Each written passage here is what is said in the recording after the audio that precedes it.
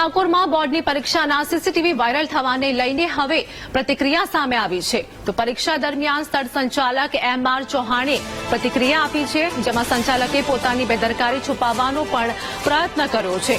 Footage leak કરવાને લઈને ગુનેગારોને ગણાવ્યા છે. તો આ સાથે જ સીસીટીવી વાયરલ થવાને લઈને પોલીસ ફરિયાદ કરાશે તેવું સ્થળ સંચાલક દ્વારા કહેવામાં આવ્યું છે. શાળાની કોન્ફિડેન્શિયલ માહિતી બહાર મોકલાવીએ એ ગુનો છે તેવું પણ સ્થળ સંચાલક દ્વારા કહેવામાં આવ્યું છે.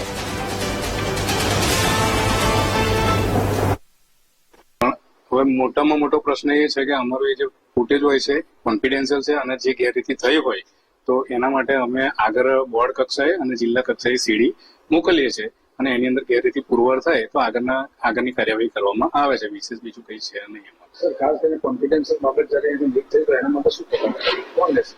હવે એ અમે તપાસનો વિષય છે. અમે પોલીસ સ્ટેશનમાં હવે જાણ કરીશું અને એની સામે ગુનો દાખલ કરીશું. આગળની કાર્યવાહી તેઓ કરશે.